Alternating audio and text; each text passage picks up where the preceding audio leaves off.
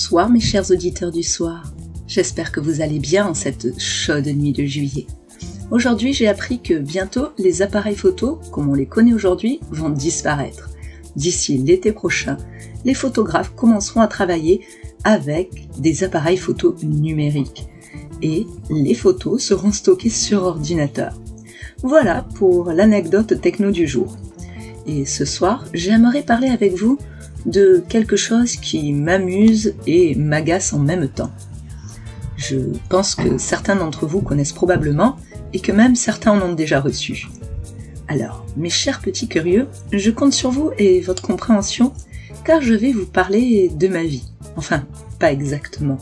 Plutôt de ce que j'ai reçu ce matin. Une de ces fichues lettres de chaîne. Vous connaissez le principe de la chaîne. Pour ma part, j'en ai déjà reçu plusieurs. J'y ai même participé au début. En fait, la première fois, c'était un peu par curiosité et en même temps par crédulité. Bref, je les mets la plupart du temps à la poubelle.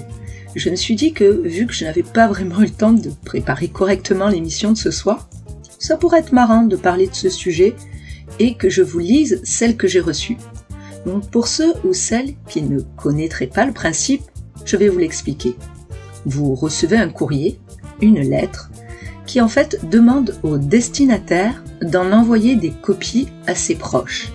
Et si cela n'est pas fait, un malheur s'abat sur vous. Et généralement, c'est associé à l'opportunité, en suivant la règle, de gagner quelque chose. Voici donc l'exemplaire que j'ai reçu ce matin dans mon courrier. Cette lettre est écrite par une religieuse guérisseuse. Elle vient du Venezuela. Même si vous n'êtes pas croyant ou même superstitieux, faites très attention à ce qui suit. Monsieur Abiga la reçoit en 1965, la recopie comme il est demandé et 5 jours plus tard, il gagne plusieurs millions à la loterie, bien sûr. Monsieur Denis la reçoit et la recopie 23 fois et 5 jours plus tard, il est nommé à un grade supérieur. Monsieur Rieda la reçoit également, mais il oublie de la recopier et perd son emploi. Quelques jours après, il retrouve la lettre, la photocopie 25 fois et les expédie. 5 jours plus tard, il retrouve un meilleur emploi que le précédent. Madame Gila la reçoit et la jette. 5 jours après, elle meurt dans un accident. Monsieur X la reçoit à son tour. Il la brûle et 5 jours après, voit sa maison détruite par un incendie et sa femme hospitalisée. Madame Tantin la reçoit, fait des copies et les expédie 23 fois. 5 jours après, elle trouve l'amour et guérit de sa maladie. Monsieur Mortin la reçoit, demande à sa secrétaire d'en faire 23 copies. Elle en fait 46. Quelques jours plus tard, elle gagne au loto. Et lui, la plus grosse affaire de sa société. Monsieur X la reçoit et la met de côté. Il perd son emploi. Un fleuriste la laisse de côté et perd tout en brisant la chaîne. Il recherche la fameuse lettre, en fait des copies et voit enfin sa vie changer. En aucun cas la chaîne ne doit être interrompue. Recopiez la lettre 23 fois et envoyez-la à des amis. 5 jours après, un événement heureux arrivera. Soyez gentils, ne brisez pas la chaîne et faites suivre cette lettre de l'amitié. Saint Antoine vous prodigue la chance et Éléonore veille. Cette chaîne a fait 7 fois le tour de la terre. La chance vous l'a envoyée. Vous devez recevoir la chance 5 jours après. En aucun cas n'envoyez de l'argent et ne gardez ni cette lettre ni aucune copie. Toutes les lettres doivent quitter votre maison. Ceci n'est pas une blague. Et même si vous n'êtes pas superstitieux, faites suivre cette chaîne. Cette chaîne a été écrite par Éléonore, guérisseuse du 19e siècle. Dans 5 jours, vous aurez une grande surprise. Et voilà, moi je trouve ça... même si ça peut paraître bête, je trouve ça agaçant de recevoir ce genre de lettres. Et je me demande bien qui a eu l'idée de me l'envoyer. Bref, j'ai un appel, nous allons donc le prendre. C'est Marc qui apparemment souhaite justement nous parler de ces chaînes de lettres. Bonsoir Marc, je crois que vous avez quelque chose à nous raconter. Oui, en effet. C'est sur le sujet de ce soir? Tout à fait, sur les chaînes de lettres, car je vous assure que, vraiment, il ne faut pas prendre ça à la légère. Je vous crois. Qu'avez-vous à nous dire alors? Il ne faut pas plaisanter avec ces lettres. J'en ai reçu une moi-même, elle m'a été envoyée par mon cousin. Et lorsque je l'ai reçue, je lui ai directement téléphoné pour lui demander pourquoi il m'avait envoyé un tel courrier. Et là, il m'a raconté ce qui lui était arrivé. Que dans un premier temps, il n'avait pas prêté attention à cette lettre, et que des malheurs ont commencé à lui arriver. Il a même eu un accident de moto totalement improbable, dans lequel il n'était même pas responsable. Il a perdu son travail, et lorsqu'il a finalement recopié et envoyé la lettre, sa vie a changé. Sa femme, qui participe toujours à tous les jeux concours qu'elle trouve, les a tous remportés, absolument tous. Ils ont gagné une moto, une croisière, une voiture, et d'autres choses encore. Vous l'avez reçu récemment? Ce matin. Et vous l'avez déjà recopié et envoyé? Recopié, oui. Expédié, ce sera demain. Et 5 jours après, à mon tour, je vais pouvoir bénéficier de cette chance car j'aurai fait ce qu'il faut. Alors, faites bien attention à votre choix. D'accord. Vous voulez bien rappeler l'émission dans 5 jours? On verra si la chance vous a souri et si la malchance m'a touché. Qu'en dites-vous? Je suis d'accord. Bon ben voilà les amis, le rendez-vous est pris. On se retrouve après-demain à la même heure pour une nouvelle émission. Bonsoir mes chers auditeurs du soir. Alors, comment dire? En 2 jours, il s'en est passé pas mal de choses inattendues qui m'ont en fait poussé à rechercher la lettre. Mais autant vous le dire tout de suite, je ne l'ai pas retrouvée. Et les petits tracas ont commencé à se manifester. Et au début, je n'y ai pas prêté attention. Puis j'ai commencé à penser à des coïncidences. Et dans le doute, j'ai commencé à chercher cette fichue lettre dans l'idée de la recopier et de l'envoyer. Mais aussi de savoir qui avait eu l'idée de me l'envoyer. J'avais pas pensé à regarder, évidemment. Et en cherchant la lettre, j'ai malencontreusement déclenché une réaction en chaîne désastreuse. Mais avant ça, il s'était déjà passé 2-3 trucs qui m'ont poussé donc vouloir remettre la main dessus. Pour commencer, mon aquarium. J'ai remarqué un poisson mort, puis un autre, ce qui n'arrive jamais, et la lumière qui ne fonctionnait plus, ainsi que le système de filtration, alors que j'avais changé tout l'ensemble au printemps. J'ai voulu me faire un thé avec une tartine, le grille-pain a pris feu. Je relève mon courrier et j'ai le plaisir d'apprendre que j'ai de nouveaux voisins et que ces derniers exigent que je fasse couper l'arbre centenaire de mon jardin, car il fait de l'ombre dans le leur. Ensuite, c'est mon chien qui est tombé malade, et ça a été la goutte d'eau. Je me suis donc lancée dans la recherche. J'ai d'abord simplement cogné mon balai, qui, en tombant, a fait sursauter le chien. Ce dernier a mal réagi, effrayant le chat, le faisant bondir à son tour, avec pour conséquence de faire tomber un pot de fleurs, faisant lui-même tomber une lampe.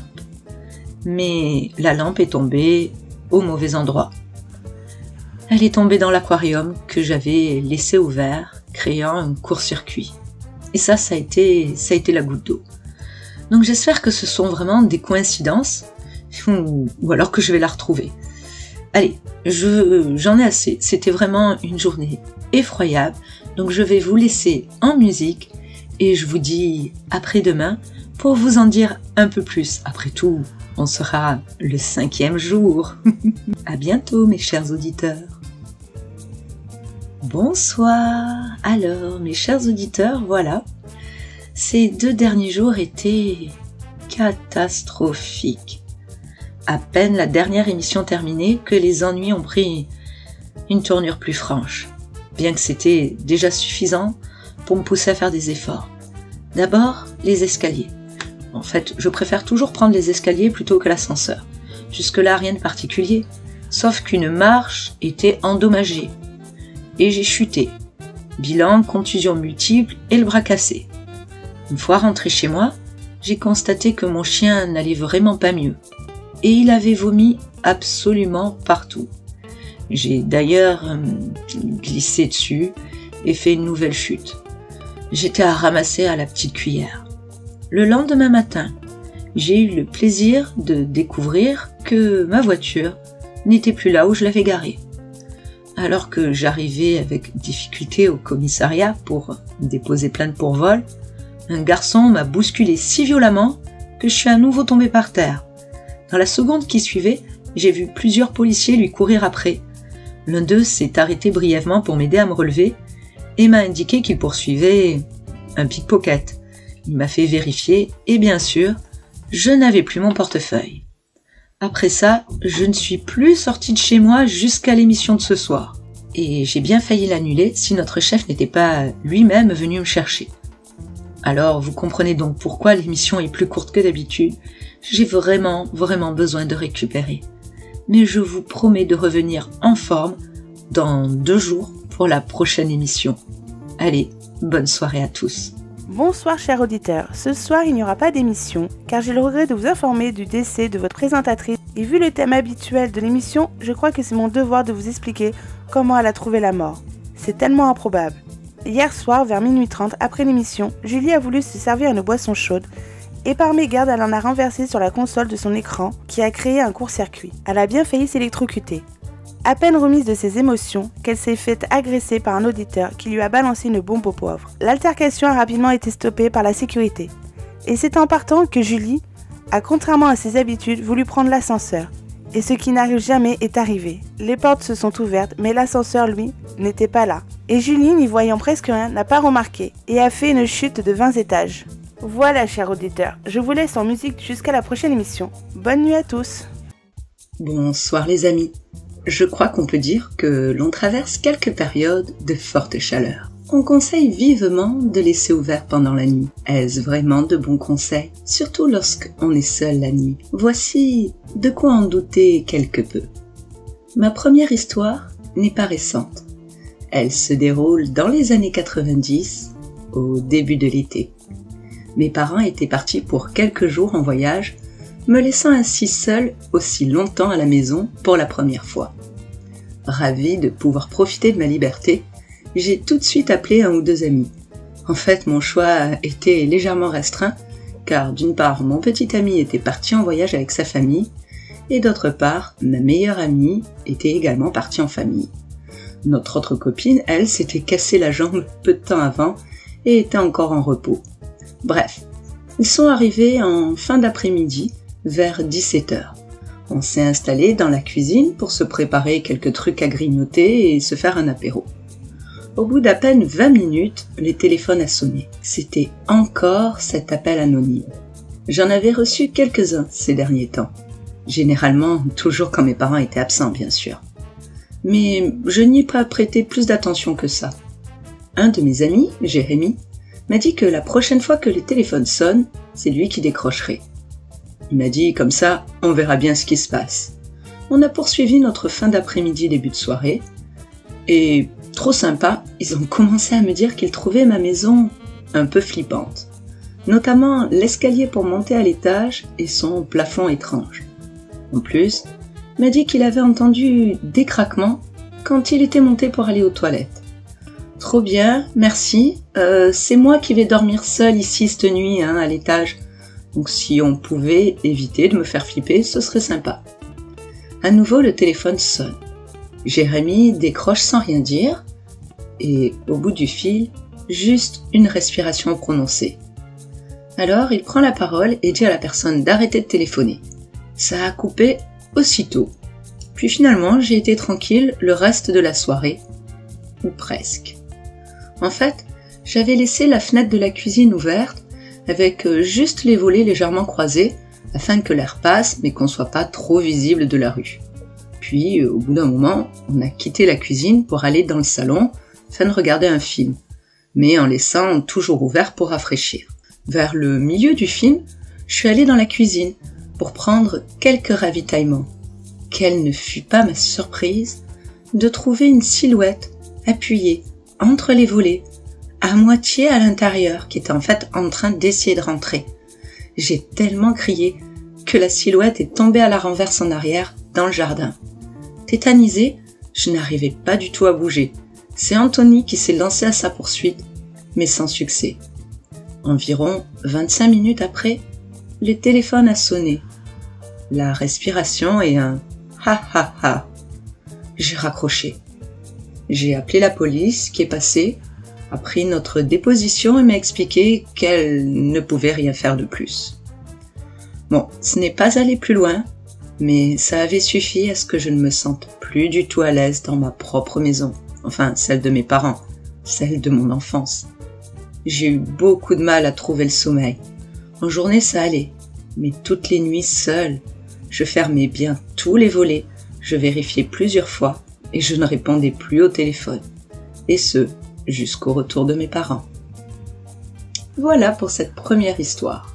Maintenant, êtes-vous sûr de vouloir laisser vos fenêtres ouvertes? Je sais qu'il fait chaud, mais il faut bien réfléchir à ce que l'on fait. Avez-vous pensé à cet inconnu dans l'ombre qui guette et n'attend qu'une opportunité de pouvoir enfin rentrer et se servir pour repartir tranquillement dans la nuit?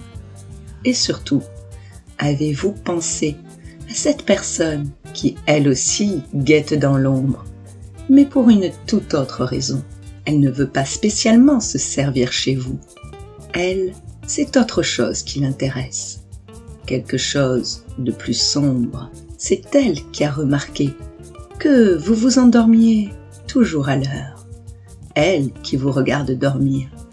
Elle aussi qui a repéré qu'il faisait très chaud, mais que malgré la chaleur, vous dormez toujours à point fermé entre 1h et 3h30 du matin, justement les heures les plus calmes de votre quartier. Il n'y aura personne pour le voir s'il rentre par la fenêtre. Il n'y a qu'un petit étage, ce n'est pas grand-chose, et il a également remarqué que vous viviez seul, et que vraiment pas de chance en plein été que d'avoir la jambe plâtrée. Autre chose ne lui a pas échappé. Votre petit immeuble est pratiquement vide. Tout le monde ou presque est parti en vacances.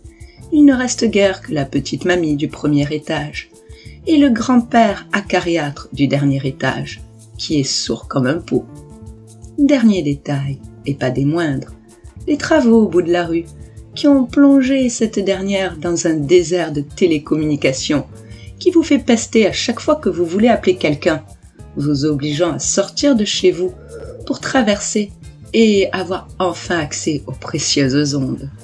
Vous êtes donc seul, plutôt isolé, avec des déplacements limités, profondément endormi, avec un étranger, maintenant assis, au bout de votre lit qui vous regarde, puis qui vous sent, qui coupe quelques mèches de vos cheveux, se lave les dents avec votre brosse à dents et utilise aussi votre brosse à cheveux, puis embarque un de vos sous-vêtements avant de repartir, aussi facilement qu'il est entré.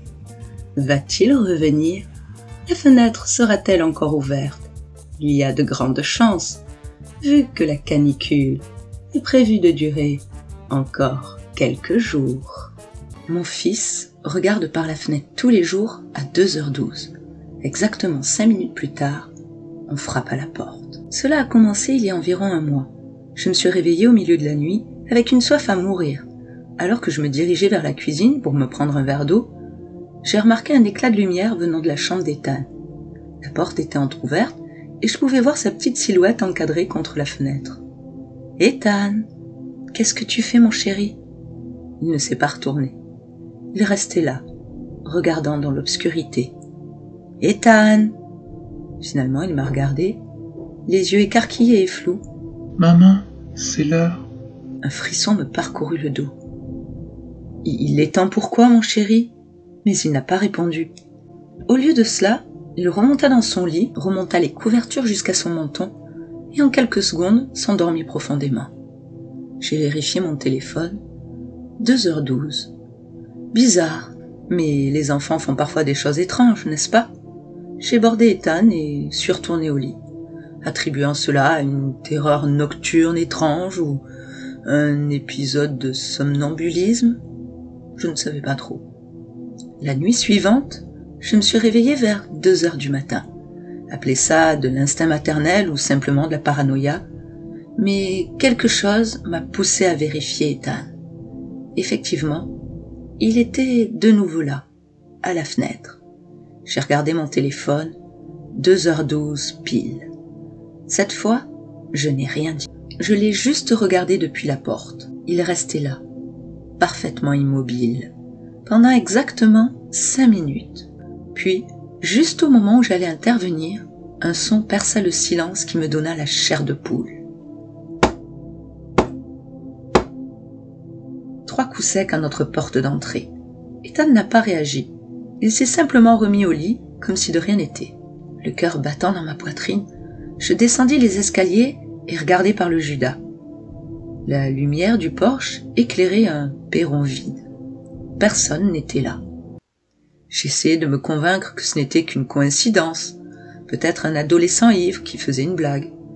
Mais un sentiment tenace me disait que quelque chose n'allait pas. La semaine suivante, la même chose s'est produite chaque nuit. Ethan à la fenêtre à 2h12, quelqu'un qui frappe à 2h17, mais personne à la porte. J'ai essayé d'en parler à Ethan pendant la journée, mais il n'avait aucun souvenir de s'être levé la nuit.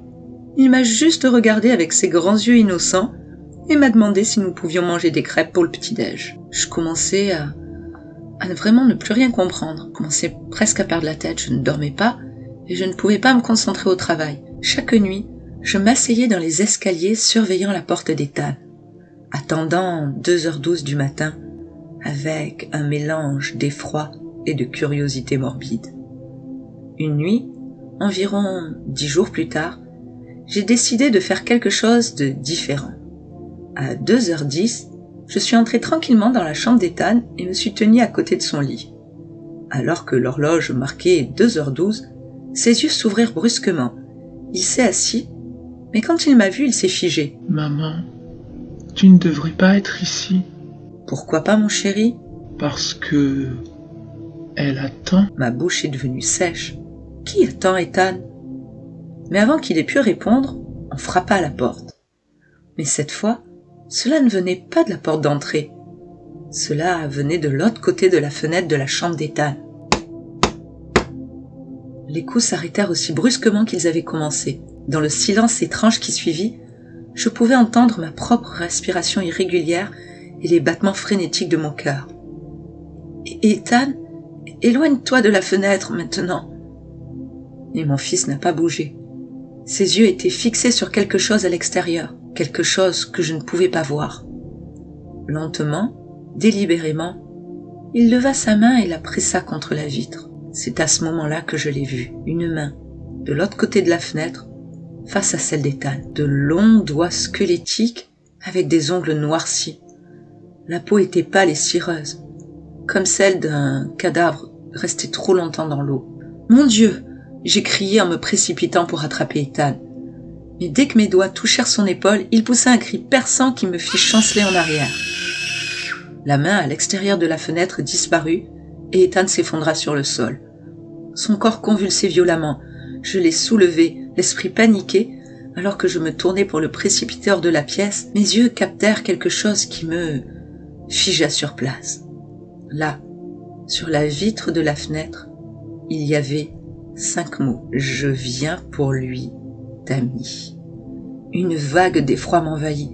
Comment diable cette chose connaissait mon nom? J'ai couru en bas avec Ethan dans les bras, cherchant mon téléphone pour appeler le 911. Mais dès que j'ai atteint la dernière marche, toutes les lumières de la maison ont clignoté et se sont éteintes.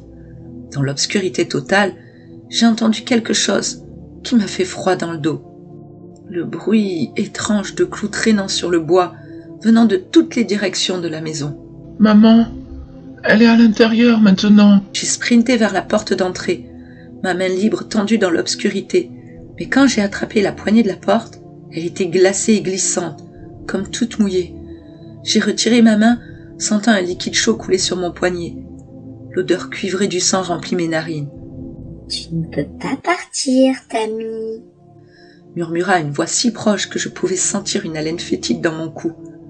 Cela ressemblait à Leslie, mais c'était faux, comme si sa voix était forcée à travers une gorge pleine de gravier.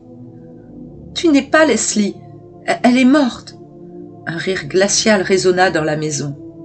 Morte? Oh, Tammy, je suis bien plus que morte. Soudain, les lumières se sont rallumées. J'ai cligné des yeux, momentanément aveuglé, et quand ma vision s'est éclaircie, je l'ai vue. Leslie se tenait au pied de l'escalier. Mais ce n'était pas Leslie. Sa peau était grise et gonflée, ses yeux enfoncés et remplis d'une lumière jaune maladive, ses cheveux en touffes humides entourant tout son visage. Elle portait la même robe que lors de son enterrement, maintenant tachée de terre et de Dieu sait quoi d'autre. « Leslie ?» dis-je, incapable de croire ce que je voyais. Sa bouche s'étira en un sourire incroyablement large, relevant des rangées de dents acérées. « Je suis venue pour lui. Il est temps pour Ethan de me rejoindre. » Ethan se tortillait dans mes bras, tendant la main vers la chose qui lui semblait familière. « Leslie ?» appela-t-il avec un mélange de peur et de désir. Les yeux de la créature se posèrent sur Ethan, et elle fit un pas en avant. Les planches du parquet craquaient sous ses pieds nus couverts de boue. « Non! Tu ne le prends pas !» Je me suis retournée et j'ai couru vers la cuisine, mon esprit s'emballant. Le sel, j'avais besoin de sel. N'était-ce pas censé agir contre les esprits ou quelque chose du genre? Alors que je fouillais dans les placards, j'entendais les pas mouillés de Leslie se rapprocher. L'air se refroidit et la puanteur putride de la pourriture remplit la pièce. « Oh, Tammy, tu ne peux pas le protéger éternellement. » J'ai finalement trouvé le sel et me suis retourné prêt à le jeter, mais ce que j'ai vu a fait glisser le contenu de mes doigts engourdis. Leslie se tenait sur le pas de la porte, mais son corps n'allait pas. Ses membres étaient allongés, ses articulations pliées dans des angles impossibles, sa tête penchée sur le côté, son cou tendu et déformé, et derrière elle, se tordant dans l'ombre, des dizaines de bras se pendaient, se tendaient ou s'agrippaient. Ethan a crié. À ce moment-là, alors que je regardais l'abîme de cette scène horrible, j'ai su que nos vies ne seraient plus jamais les mêmes. Quoi qu'il en soit, le visage de Leslie, peu importe ce qui arrivait à mon fils nuit après nuit, ça n'allait pas s'arrêter. Il fallait trouver une solution, et je ne savais pas comment combattre ça. Cette chose qui n'était pas Leslie s'élança en avant, ses membres grotesques raclant le sol de la cuisine. Je reculai, serrant Ethan contre moi, l'esprit vide de terreur. Mon dos a heurté le comptoir de la cuisine et j'ai réalisé que nous allions être coincés. « S'il te plaît !» même si je savais que la supplier était inutile. « S'il te plaît, laisse-nous tranquilles !» La chose inclina sa tête sous un angle peu naturel, ses traits se tordant en une moquerie de confusion. « Te laisser tranquille? Mais Tammy, pourquoi j'accepterais de t'écouter ?» L'un de ses nombreux bras jaillit, incroyablement vite, attrapant ma cheville. J'ai crié alors que des doigts glacés s'enfonçaient dans ma chair, le froid se répandant dans ma jambe comme un poison. Ethan gémit dans mes bras, son petit corps tremblant de manière incontrôlable. À ce moment de pur désespoir, quelque chose en moi s'est brisé. Une vague de rage protectrice parcourut mes veines, brûlant la peur paralysante. Je ne me laisserai pas faire et je ne laisserai pas prendre mon fils. Je ne pouvais pas. Avec un rugissement, j'ai donné un coup de pied au visage de la créature.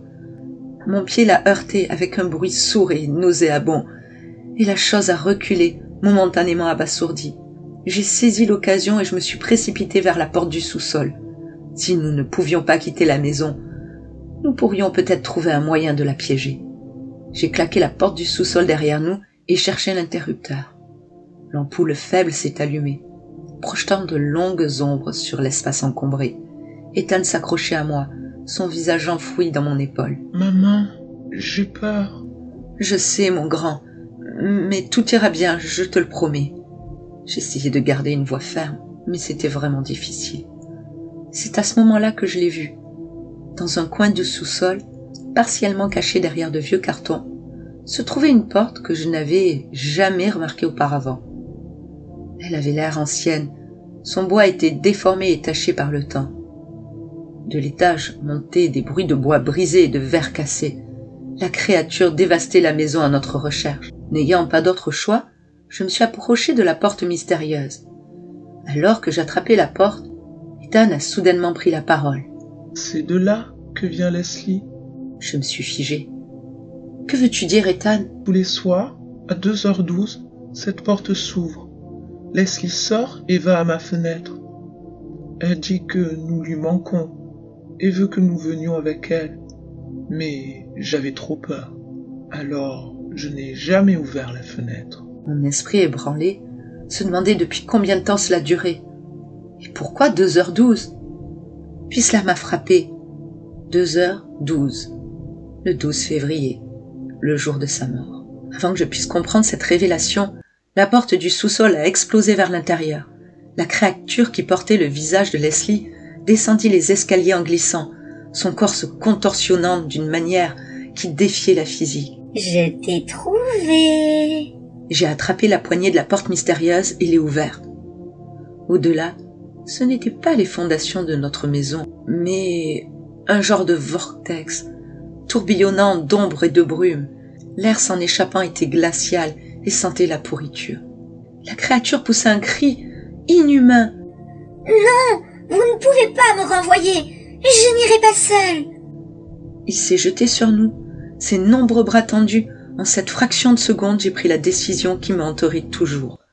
J'ai déposé Ethan, je l'ai embrassé sur le front. « Je t'aime, mon chéri, souviens-toi toujours de ça. » Puisant de toutes mes forces, j'ai poussé la créature vers la porte ouverte. Mais alors qu'il vacillait sur le seuil, un de ses bras s'enroulant autour de ma taille. J'ai regardé Ethan et j'ai vu la terreur et la confusion dans ses yeux. « Cours, Ethan, cours à l'étage et ne regarde pas derrière toi !» La dernière chose que j'ai vue était le visage strié en larmes de mon fils, alors que la créature et moi sommes tombés dans l'abîme par la porte vers l'au-delà. Je ne sais pas combien de temps je suis tombée. Le temps semblait n'avoir aucun sens dans ce lieu d'ombre et de murmures, mais finalement, je me suis écrasée sur ce qui semblait être un terrain solide. Quand j'ai ouvert les yeux, je me suis retrouvée dans mon propre sous-sol. La vieille porte avait disparu, laissant juste un mur vide. La lumière du soleil rentrait doucement à travers les petites fenêtres. Le matin était là. Péniblement, j'ai monté les escaliers en appelant Ethan. Je l'ai trouvé recroquevillé sur le canapé du salon, dormant paisiblement. Quand je l'ai réveillé, il n'avait aucun souvenir des événements de la nuit. Cela fait 1 semaine maintenant depuis cette horrible nuit. Les rayures sur la vitre d'Ethan ont disparu, comme si elles n'avaient jamais existé. Il ne se lève plus à 2h12. Selon toute apparence, nos vies sont redevenues normales. Et tant mieux. Parfois, tard dans la nuit, j'entends des murmures venant du sous-sol. Et dans mes rêves, je vois Leslie. Je ne sais pas. Je ne sais pas si la créature trouvera un autre chemin pour revenir. Je ne sais pas si elle est vraiment partie ou si elle attend simplement une opportunité. En attendant, je vérifie à 2h12, toutes les nuits, que Ethan est bien dans son lit. Et chaque nuit, je prie pour que ça ne recommence pas. Bon, alors, cette fois-ci, je vais m'y prendre différemment. Je me doute bien que je n'aurai pas forcément la chance de la dernière fois, et qu'il est plutôt très peu probable que je trouve un sympathique enregistrement avec des règles à suivre. Je vais donc absolument tout enregistrer et établir moi-même des règles pour une éventuelle ou un éventuel successeur. Donc, j'ai obtenu un poste de gardiennage pour un camping déserté durant l'hiver. En même temps, ce n'est pas étonnant. C'est un énorme complexe étudié pour l'été, avec un espace aquatique digne d'un parc d'attractions. Supérettes, salles de spectacle, restaurants, etc. Situé au milieu de la pampa, dans une forêt de pins et de chênes-lièges. Un cadre très agréable. Je viens d'arriver, il est un petit peu plus de 19h, je dois trouver le bureau d'accueil. C'est juste à côté que se trouve mon bureau. Ah, voilà, c'est là. Voyons, alors, est-ce qu'il y a un petit mot à mon attention ? Une petite cassette peut-être ? J'ai le droit d'espérer, hein ? Non, là rien. Ah, il y a quand même une petite note à mon encontre. Alors, qu'est-ce que ça raconte ? Bon, il y a un plan des lieux, c'est pas plus mal, vu comme c'est grand, ça peut être très utile. Quoi d'autre? Les points de contrôle obligatoires, d'accord. Oh, il y a juste une petite phrase un peu rassurante, je trouve. Ne pas paniquer pour rien et être sûr et certain qu'il y a bien de vrais intrus avant de prévenir les forces de l'ordre. Ok, je sens que ça va être comme d'habitude. Bon, j'ai un peu de temps, je vais commencer par faire un petit tour dehors et prendre un peu l'air dans les chênes lièges. Alors, où est cette zone? Voyons le plan. Ah, c'est par là. Je vérifie que ça enregistre bien. Ouais, ça a l'air. Allez, direction l'allée 2. À première vue, c'est vraiment agréable. Hein. J'aperçois déjà les premiers arbres au loin et je vois aussi que... Ah ouais, de l'autre côté, il y a la zone des toboggans. Ça me fera gagner du temps cette nuit. Car sur le plan, le chemin principal pour accéder aux jeux aquatiques fait tout le tour du camping. Bien plus long qu'en traversant ici. Allez. Oh, il est presque 20h déjà. Bon, je dois aller voir la supérette. Il commence à faire sombre. C'est bête, mais ça donne tout de suite un côté plus lugubre à l'ensemble. Ah, notamment à l'horrible mascotte du camping. Franchement, je me demande parfois ce qui leur passe par la tête quand on voit l'horreur de ces êtres souvent difformes. Ici, il y a plusieurs de ces drôles de bestioles. Oh, je déteste ces mascottes creepy à souhait. Je suis presque sûre que des enfants font des cauchemars en voyant l'espèce de grenouille ignoble qu'il y a près de la piscine. Bref, la supérette, elle est... Ah, la voilà. Ah, l'accès principal est fermé, je dois passer par l'arrière. Voilà. Oh, sympa, les étagères n'ont pas été vidées. Ah, les lumières fonctionnent pas. Bon, je vais faire avec celles des frigos vitrés, ils sont restés branchés apparemment. Je me demande si je pourrais pas prendre un petit peu de chocolat, juste un peu. Oh non, oh c'est dégueulasse. Oh, il y a plein de verre. Oh Berk. Oh, tout doit être périmé. Oh, ils auraient pu jeter quand même. Mais ça pue. C'est quoi cette odeur? D'où ça vient? On dirait que ça vient des congélos. C'est les congélos qui puent. L'odeur est super bizarre. Franchement, on dirait un mélange de chair pourrie et de cramé. Mais qu'est-ce que c'est? C'est quoi ça? Non, c'est pas possible. On dirait quelqu'un coincé au niveau du congélateur. Oh, je sors de là. Ah, ok. Ah moi j'ai l'explication, hein. Pas la peine de m'affoler, je commence à comprendre à force. Bref, en sortant, j'ai vu derrière le comptoir un morceau de journal. Je l'ai attrapé vite fait. Il y avait un article encadré qui expliquait qu'un jeune employé avait fait une erreur et s'était coincé derrière un congélateur. Apparemment, il est resté plusieurs heures comme ça, espérant que quelqu'un l'entende, mais le bruit du moteur du congélateur couvrait sa voix, vu qu'il était tombé la tête en bas. Et en essayant de se dégager, il s'est finalement électrocuté. C'est horrible. Je vais vraiment faire attention à ce que je vois. Première règle, ne pas prêter attention aux odeurs de la supérette et ne pas regarder du côté des congélateurs. Oh, j'allais presque oublier, ne rien goûter. Oh. En tout cas, pas d'intrus de ce côté-ci. Après, c'est la salle des spectacles. Allez, c'est parti. Oh, génial, il y a toutes les mascottes. Ah, et dans plusieurs styles. Parfait pour une ambiance malaisante. Ah, il y a même 2 ignobles animatronics. Oh là là. Je jurerais d'en avoir vu bouger un. Ah, ça commence bien cette salle. Oh, j'aime pas ça.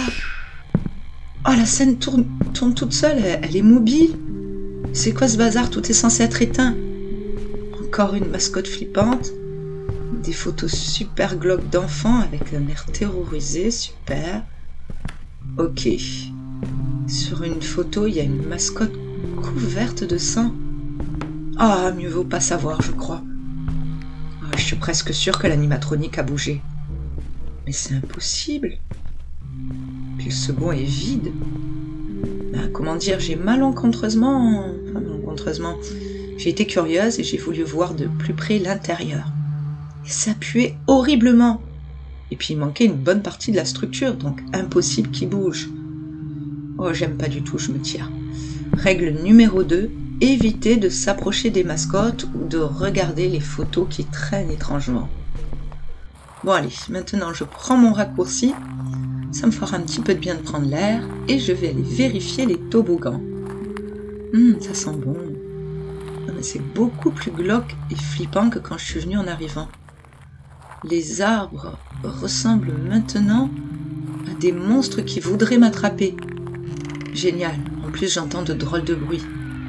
Des chuchotements, des grincements, comme une branche qui bouge dans le vent, mais il n'y a absolument pas de vent, rien du tout. Pas la moindre brise qui pourrait justifier ça. J'aime pas ça du tout. Je vais accélérer le pas, en plus ça m'avait paru beaucoup plus court de jour. Plus vite, plus vite. Ah, j'entends des dents. Oh, c'est pas net. Plus vite, allez, la zone des jeux aquatiques. Oh. Bon, bah, j'ai vu un truc du coin de l'œil en traversant la forêt et c'était pas beau. Règle numéro 3, ne pas traverser la forêt de chênes de nuit pour raccourcir le chemin. Mauvaise idée. Je crois bien qu'un malheureux y a trouvé la mort. Et d'après ce que j'ai vu, c'était peut-être pas le seul. Probablement un accident lors de la découpe du liège. Un accident très très sanglant apparemment. Peut-être dû à des sangliers. Enfin bref, évitez la forêt. Voilà les toboggans. Ils sont spectaculaires pour un camping. J'entends de l'eau. Ils sont en fonction. C'est curieux. Vous entendez? Je sais pas si on l'entend sur l'enregistrement. On dirait qu'un troupeau est en train de dévaler l'escalier du grand toboggan. Oh bon sang, si j'avais su, je filmais. Je suis à la fois fascinée et dégoûtée. Une scène effroyable se déroule devant moi. Il y a des dizaines de corps qui tombent de la structure. Il semblerait qu'ils se soient élancés tous en même temps dans le toboggan. Et bien sûr, celui-ci a cédé sur leur poids. Un morceau entier de toboggan s'est détaché et est tombé. Certains sont suspendus et il y a des cris. Heureusement que je ne suis pas passée sous la structure comme indiqué pour accéder à la plateforme de surveillance. Mais ça, c'est parce que je suis passée par la forêt. Ah mais du coup, la règle numéro 3, est-ce qu'elle est toujours valable? Je sais plus trop. Bon, règle numéro 4. Il y a le choix de passer par la forêt et d'avoir quelques visions et quelques frayeurs, ou de passer sous le toboggan et de peut-être prendre quelqu'un sur la tête. En même temps, est-ce que se prendre un fantôme sur la tête, ça fait mal? J'en sais rien, j'ai pas envie d'essayer. Oh, il y a des traces de pieds mouillés par terre. Est-ce que je les suis? Oui, non. Bon allez, un peu d'aventure n'a jamais fait de mal, hein? Il s'éloigne des toboggans pour prendre la direction des piscines. Voyons, ça va vers la piscine couverte. Oh, impossible d'ouvrir, mince! Je peux pas rentrer, mais on dirait que la piscine est chauffée. Ça ressemble à un sauna. Toutes les parois sont pleines de buée. Ah mais non, c'est de la fumée! Mais c'est pas vrai, il y a un incendie dans la piscine couverte! Mais merde, mais qu'est-ce que je fais? Je peux même pas y entrer et il y a des cris. Ah, ça me paralyse, c'est horrible, il y a une vision d'horreur. Ah mais, je suis bête. Règle numéro 5. Ne surtout pas suivre les empreintes de pas mouillé. Je sais même plus par quel chemin retourner au local de surveillance. J'ai aucune envie de repasser par la forêt. En même temps, j'entends plus aucun fantôme. Je vais passer par le chemin principal et passer sous les toboggans. Ouf. Ah, effectivement, c'est calme. Ah, bien plus cool que tout à l'heure. Oh, une mascotte. Il y a une mascotte en plein milieu de l'allée. Elle me fiche la trouille. Je vous jure, elle a un look à faire peur. Mais vraiment, mais c'est qui le créateur? Il a fait ça sous acide ou quoi? Elle est complètement déglinguée. Et d'ici, j'arrive pas vraiment à voir si c'est une statue ou un costume oublié là. Sa forme est trop bizarre, ça m'inspire pas confiance du tout. Et plus je m'approche, plus je vois des détails qui n'ont rien à faire sur une mascotte. Comme ses dents pointues et son air fou, je jurerais qu'elle me regarde. vais accélérer le pas. Ouais, c'est pas encore le job de mes rêves, mais le cadre est agréable et bon, en dehors des mascottes, c'est pas si horrible. Puis quand ça sent pas la pourriture, ça sent plutôt bon. C'est déjà ça. Je vais peut-être le garder, celui-ci. On verra. Bonne nuit. Bonsoir les amis. Ce soir, ce sera une histoire que je n'ai pas écrite moi-même. Je n'ai pas eu la possibilité cette semaine, mais je tenais quand même à vous offrir une histoire ce soir. Donc, j'espère qu'elle vous plaira. Des sacs noirs, une scie à métaux et une pelle. Le caissier m'a regardé bizarrement, car il avait nommé tous les articles. Il ne vous manque que le citron vert, dit-il avec un air inquiet.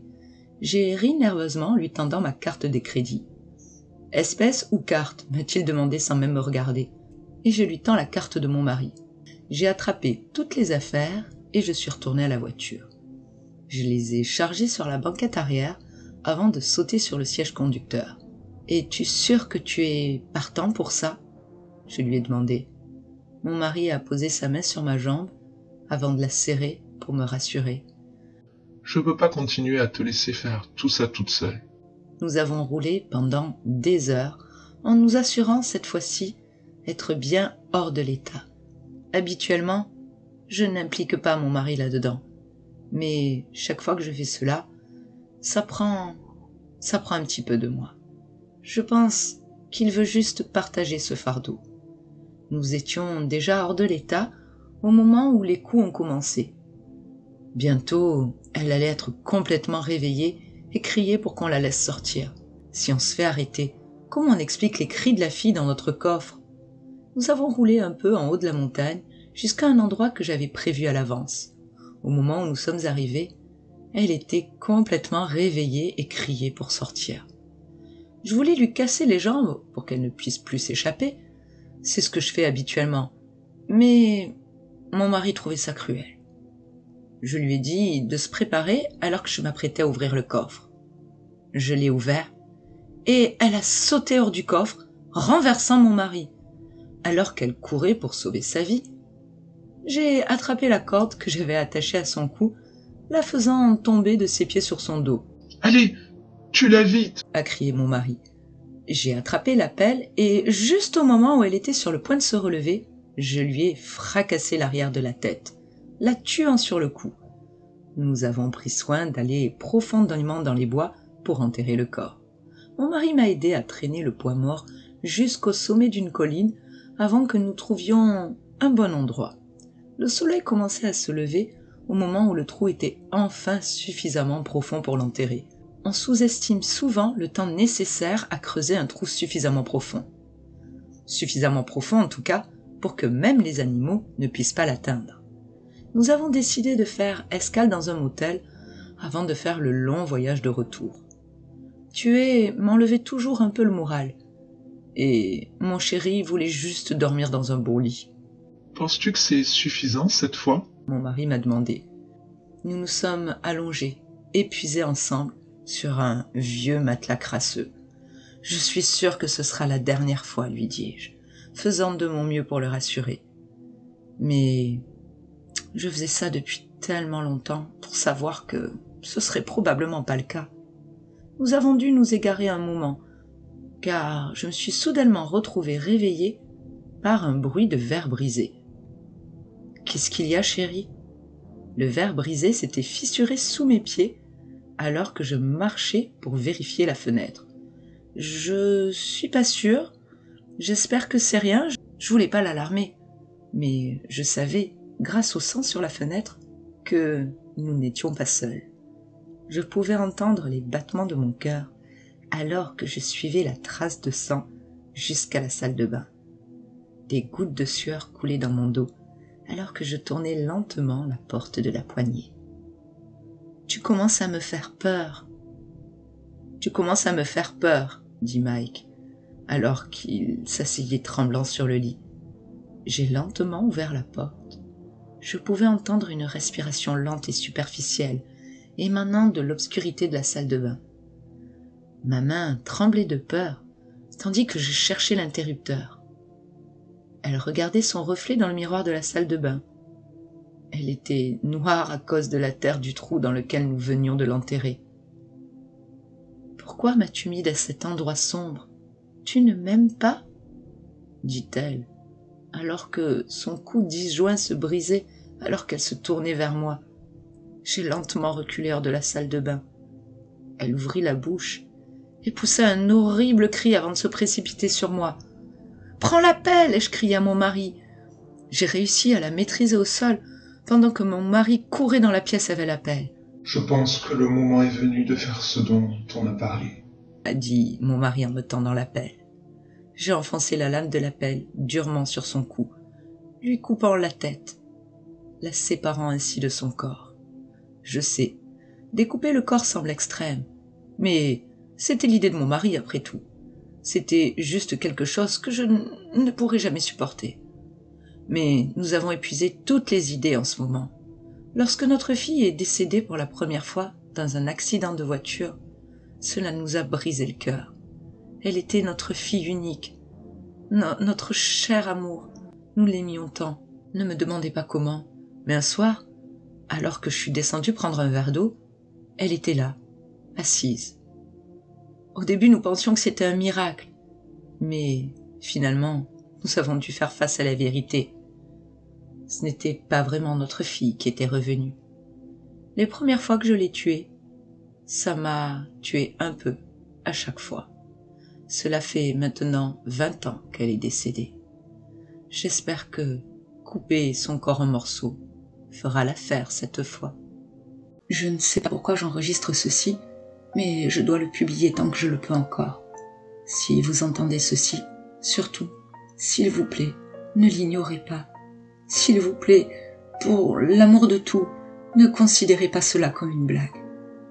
Cela a commencé il y a 3 nuits, même si, maintenant, je suppose que ça dure depuis bien plus longtemps.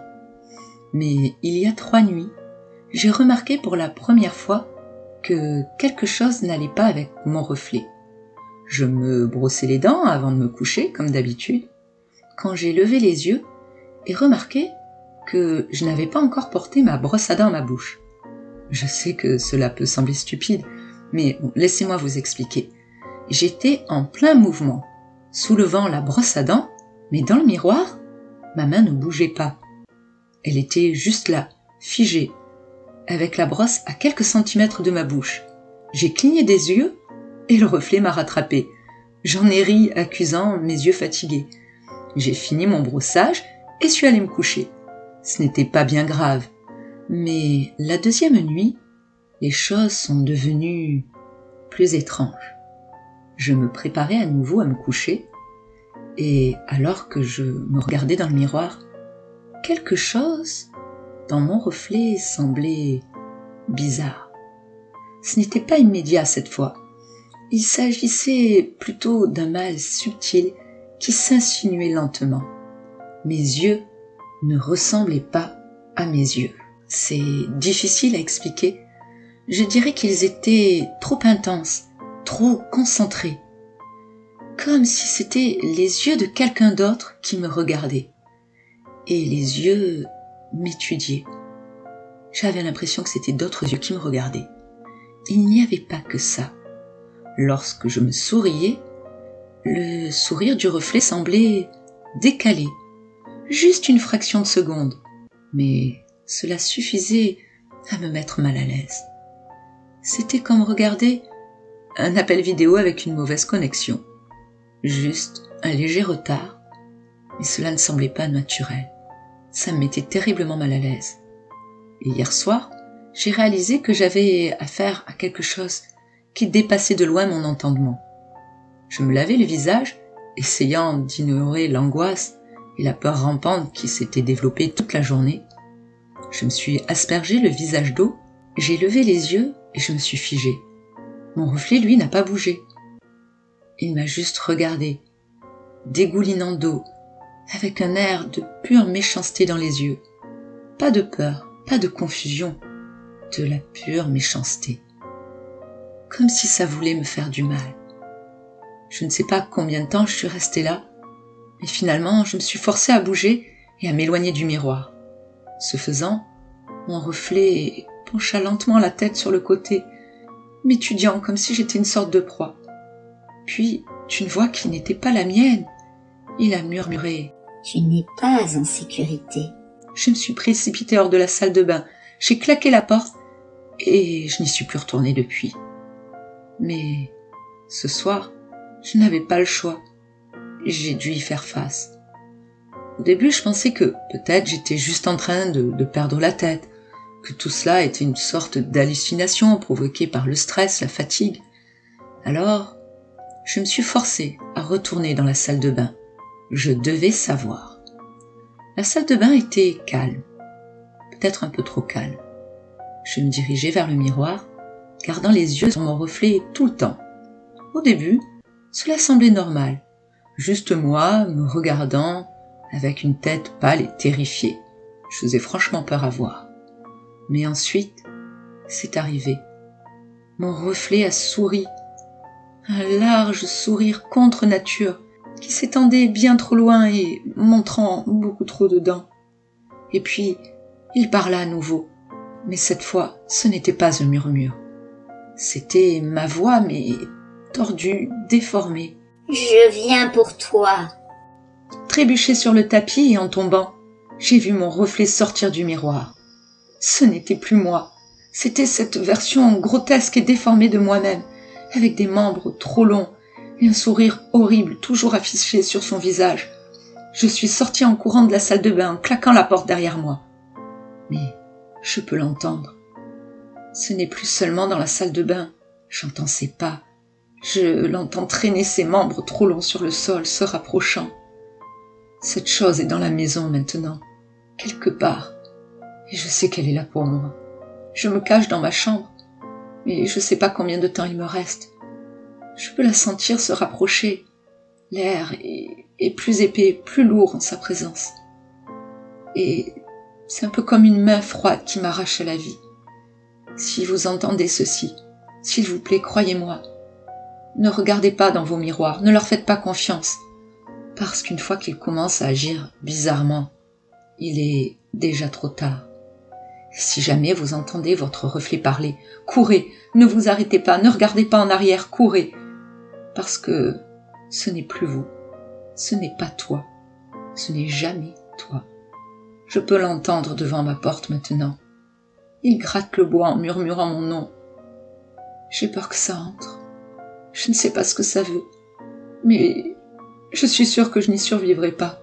S'il vous plaît, si jamais vous voyez quelque chose qui ne va pas dans votre miroir, sortez, détruisez-le si vous le pouvez, mais quoi que vous fassiez, ne le laissez pas sortir. Je suis vraiment désolée, j'ai peur. Maintenant, la porte est en train de s'ouvrir. En tant que fan d'affaires paranormales et de vrais crimes, j'étais très excitée lorsque je suis tombée sur un article parlant de plusieurs morts étranges dans l'hôpital de ma petite ville. Je l'étais malheureusement beaucoup moins lorsque, quelques jours plus tard, j'ai dû y être hospitalisée moi-même pour une banale intoxication alimentaire. L'affaire avait éclaté dans la presse car, semble-t-il, la direction de l'hôpital avait tenté de cacher les décès sous prétexte qu'ils étaient accidentels. Mais après le 7e décès en moins de 2 mois, l'information a finalement fuité. Probablement par un médecin ou une infirmière qui a pensé qu'il était temps d'avertir la presse, et d'ailleurs la police, avant que d'autres décès ne surviennent. Les circonstances des décès étaient pour le moins troublantes. Tous les articles rapportaient les mêmes faits. Ils étaient tous morts d'une crise cardiaque dans la nuit. Dans la matinée, quelqu'un avait découvert leur corps lors d'une ronde de routine. Tous ceux qui ont découvert les morts ont été traumatisés. Apparemment, les victimes avaient toutes des expressions figées par une peur atroce. Leurs yeux étaient encore grands ouverts, tout comme leur bouche tordue dans une expression de douleur infinie. Lorsque la situation a été révélée au grand public, l'hôpital a déclaré qu'il avait lancé une enquête interne. Mais selon les témoignages du personnel, rien de concret n'avait été fait et ils avaient surtout essayé de se protéger. Aucun coupable, ni même suspect, n'a été trouvé. Le lendemain de la publication de ces articles, ma mère m'a emmenée à l'hôpital après avoir vomi sans arrêt toute la nuit. L'accueil a été chaleureux, presque trop chaleureux, comme si l'ensemble du personnel avait été chargé de tout mettre en œuvre pour rassurer les patients et la presse, et donner à l'hôpital la meilleure image possible. Une fois installée dans mon lit et pris quelques médicaments, un médecin est venu confirmer le diagnostic d'intoxication alimentaire à ma mère et à moi, et nous a dit que je devrais rester à l'hôpital pendant au moins 3 jours. Quand il m'a dit cela, mes cheveux se sont dressés. Je pensais qu'il me suffirait de rester l'après-midi en observation, une petite prescription de médicaments à prendre et hop, à la maison, dans la sécurité de ma chambre et de mon domicile. Mais non. À la place, je me suis retrouvée à devoir passer, ou plutôt survivre, 3 nuits dans cet hôpital où quelque chose, exécutait des patients sans discernement depuis plus de 2 mois. Quand ma mère a vu mes yeux s'écarquiller, elle m'a demandé avec inquiétude. « Ça va, ma chérie ?» « Non, oui, c'est juste ça, 3 jours. C'est vraiment nécessaire ?» Si vous ne voulez pas vous blesser en vous évanouissant seul dans la salle de bain, ben oui, a répondu le médecin avec un sourire. « Pourquoi es-tu si inquiète ?» a demandé ma mère. « C'est juste qu'avec ces histoires de meurtre à l'hôpital... » L'espace d'un instant, le masque du docteur tomba, avant qu'il reprenne son sourire bienveillant. « Ne vous inquiétez pas, ce n'est qu'une série d'accidents malheureux. La presse a vraiment exagéré les faits, je vous l'assure. » répondit-il assez maladroitement. J'ai senti que même lui ne croyait pas à ce qu'il disait, et que la réalité était peut-être encore pire que ce qui avait été révélé. Et de toute façon, ne vous inquiétez pas, une infirmière fera des rondes toutes les heures, chaque soir, pour s'assurer que tout va bien. L'infirmière à sa droite, qui était restée silencieuse jusqu'alors, et avait simplement gardé un sourire poli pendant la discussion, est finalement intervenue. « Ne vous inquiétez pas, je ferai la tournée moi-même tous les soirs. Vous êtes en sécurité ici. » Elle semblait calme et sûre d'elle. Ce n'était pas grand-chose, mais à mesure que j'écoutais ses paroles, le poids dans mon estomac s'allégeait un peu. Pendant l'échange, ma mère restait fronçant les sourcils, ne comprenant visiblement pas de quoi on parlait. Finalement, le médecin l'a amenée à part, devant ma chambre, probablement pour lui expliquer la situation et la rassurer par la même occasion. Je pouvais voir son visage anxieux et sa main droite caresser son cou alors qu'elle me regardait à travers la petite fenêtre de la porte.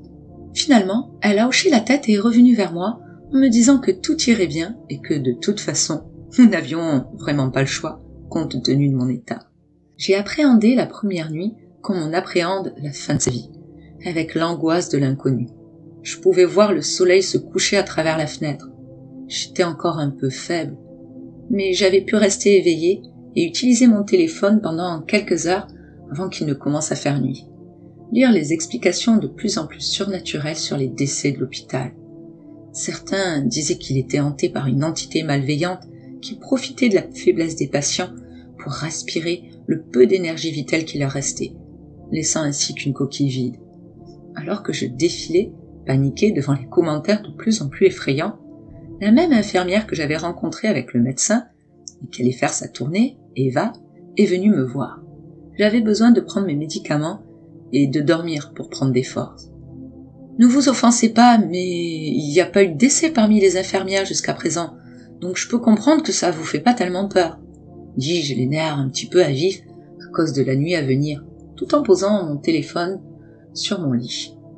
Est-ce que c'est vrai ce qu'on dit sur Internet, que les victimes ont été retrouvées mortes avec des expressions horribles sur leur visage? Elle pinça les lèvres, leva les yeux devant elle. Écoutez, la vérité est que personne ne sait ce qui s'est passé. Il s'est passé des choses étranges à l'hôpital ces derniers temps. Ces morts étranges en font partie. Elle m'a regardé dans les yeux. Mais c'est pour ça que je suis là. Pour être sûre que rien ne vous arrive. Ni à vous, ni aux autres patients. Comme vous l'avez dit, aucune infirmière n'a été ciblée. On peut donc supposer que n'importe qui... Ou quoi que ce soit, l'ai-je interrompu. De toute façon, Maintenant que les rondes sont faites, il y a peu de chances que cela se reproduise. Le responsable, s'il existe, a probablement déjà fui ailleurs. Elle est finalement partie, m'assurant qu'elle reviendrait à chaque heure de la nuit. J'ai pris une profonde inspiration pour me détendre, j'ai pris mes médicaments pour la nuit et rampé sous la couette de mon lit pour essayer de dormir. Et au bout d'un moment, j'ai finalement réussi à m'endormir. J'ai ouvert les yeux lentement, il faisait encore noir dehors. La pièce était plongée dans l'obscurité, éclairée uniquement par la lumière du couloir passant par les fentes de la porte de ma chambre. Je m'assis un peu dans mon lit, me demandant qu'est-ce qui m'avait réveillée. Soudain, j'entendis un murmure dans un coin de la pièce. Instinctivement, j'ai remonté ma couverture jusqu'au menton. J'ai regardé dans le coin, il faisait trop sombre pour voir quoi que ce soit. Et le coin semblait encore plus sombre que le reste de la pièce. Une obscurité qui n'était pas naturelle. Il n'était pas question pour moi de me lever et de regarder de plus près pour voir d'où avait pu venir le bruit. Comme tous les idiots qui se font tuer dans les films d'horreur. Je suis rapidement sortie du lit et me suis dirigée vers la porte, sur la pointe des pieds, pour sortir et chercher quelqu'un. Pendant tout ce temps, je regardais fixement le coin de la pièce, guettant le moindre bruit, le moindre mouvement. Et, dans le silence total de la nuit, je l'ai entendu. Un murmure qui faisait l'effet d'un cri dans le silence. « Tu es la prochaine !» J'ai crié à plein poumon et j'ai couru vers la porte. Juste avant de l'ouvrir, j'ai vu qu'Eva se tenait juste devant, me regardant à travers la petite fenêtre. Elle écarquilla les yeux de surprise face à mon cri et entra. « Que se passe-t-il, ça va ?» a-t-elle demandé, et je lui ai alors tout raconté sous la sécurité d'un plafonnier lumineux dans la cafétéria de l'hôpital. Elle semblait très perturbée par ce que je lui avais dit. D'autres victimes avaient-elles raconté la même chose avant de mourir ? Si c'était le cas, elle ne me le dirait sûrement pas. Elle m'a adressé quelques vagues mots de réconfort, me disant que j'avais dû imaginer cette ombre et ces murmures à cause de mon état d'épuisement. Le fait est que j'étais gravement déshydratée. En plus de cela, c'est que du coup ça m'a effectivement fait douter de mes propres souvenirs. Une fois notre conversation terminée, j'ai réalisé que les patients commençaient à entrer dans la cafétéria pour le petit déjeuner. Il était tôt 5 heures du matin, mais je ne me voyais pas me recoucher pour quelques heures, jusqu'à ce que le soleil soit levé. Je me suis forcée à avaler quelque chose et vers 8 heures du matin, je suis enfin retournée dans ma chambre, accompagnée d'un médecin qui se demandait ce que je faisais là alors que j'étais malade. La journée passa très vite. Mes parents étaient venus me rendre visite, j'avais pris mes médicaments et déjà l'aube commençait à pointer dans le ciel. J'ai encore discuté avec Eva pendant le dîner et alors qu'elle quittait la pièce avec un sourire réconfortant aux lèvres, je m'étais presque convaincue que j'avais imaginé ce qui s'était passé la nuit précédente. Je bus un grand verre d'eau avec mes médicaments et je me suis rapidement endormie. Pendant que je dormais profondément, j'ai senti la présence de 2 mains sur mes jambes. J'ai ouvert les yeux aussitôt et me suis retournée. Il n'y avait rien devant moi, juste l'obscurité. Pourtant, quand j'ai baissé les yeux, j'ai vu sur moi la trace de 2 énormes mains, dont la seule preuve de leur existence était la marque qu'elles laissaient en se pressant dans la couverture. J'ai crié comme une folle. Les 2 mains sont allées vers ma poitrine, et c'était tout. Les 2 mains sont montées pour aller vers ma poitrine. Est-ce qu'elles allaient m'écraser, traverser mon torse, m'écraser le cœur, ou pire, le tenir dans leurs mains? J'étais terrifiée. Alors que j'imaginais toutes les horreurs possibles, j'ai senti un mouvement vers ma droite, et j'ai vu la lumière s'allumer. Eva était là, en sueur, regardant autour d'elle. « Tu l'as vue ?» ai-je demandé en tremblant. « Oui, je l'ai vue. » Elle avait l'air aussi confuse que moi, comme si la chose qui avait tenté de me tuer lui avait sauté au visage avant de disparaître. Soudain, ma tête s'est mise à tourner et ma vision s'est brouillée. Mon cœur s'est mis à battre régulièrement dans ma poitrine. Avant de m'évanouir, j'ai cru entendre quelque chose venant de l'extérieur. Un murmure à peine audible, qui essayait de me dire « Reste éveillé !» Mais je me suis évanouie. Quand je me suis réveillée dans l'après-midi, j'étais dans ma chambre. Je pouvais à peine penser clairement. Tout était flou dans ma tête. Un médecin parlait à ma mère et elle paraissait pâle d'inquiétude. Quand j'ai regardé, elle est venue vers moi et m'a dit « Ne t'inquiète pas, ma chérie. Tout ira bien. Dors et repose-toi. » J'ai à peine réussi à marmonner quelque chose qu'une infirmière m'a injecté un truc dans un tube à côté de moi. Il semblait que c'était Eva. Elle me souriait, mais je sentais que quelque chose avait changé dans son expression. Avant de pouvoir penser à quoi que ce soit, je me suis rendormie.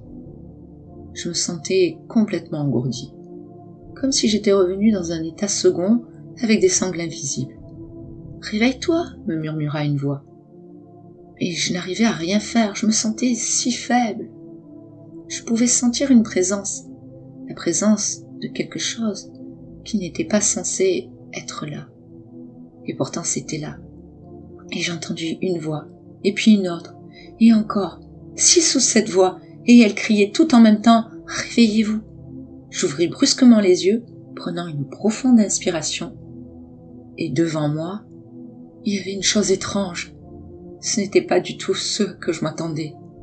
Eva, elle se tenait juste au-dessus de moi, à genoux sur mon lit, tenant une seringue remplie d'un liquide inconnu, avec une horrible expression d'extase sur son visage, habituellement si doux, et tenant ma mâchoire d'un côté pour révéler mon cou. Mais qui était cette personne? Est-ce que c'était Eva? Je comprenais rien. Était-elle possédée par la chose qui m'avait hanté les 2 nuits d'avant? Je pouvais voir dans ses yeux. Je ne comprenais rien. Pour la première fois, j'avais l'impression de voir son vrai visage. Le visage d'une tueuse maniaque. Je me sentais toujours aussi faible. Cette fois, c'était vraiment la fin. Après tout, c'était elle qui était censée assurer ma sécurité. Personne n'allait venir pour me sauver. Et juste au moment où elle était sur le point de planter son aiguille dans mon cou, elle s'est figée soudainement, regardant par-dessus son épaule. Toute trace d'extase avait disparu et était remplacée par une peur épouvantable. Puis l'instant d'après, la colère. « Cette fois, tu ne pourras pas m'arrêter » cria-t-elle avant de se ressaisir. Ce retard m'avait laissé suffisamment de temps pour reprendre mes esprits et réfléchir à une issue. Soudain, j'ai retourné tout mon corps dans mon lit et je l'ai jeté au sol avec moi. J'avais l'impression de lutter avec un monstre. Elle semblait devenir folle, criant à plein poumon qu'elle allait me tuer, tandis que j'utilisais toute l'énergie qui me restait pour retenir son bras qui tenait l'aiguille.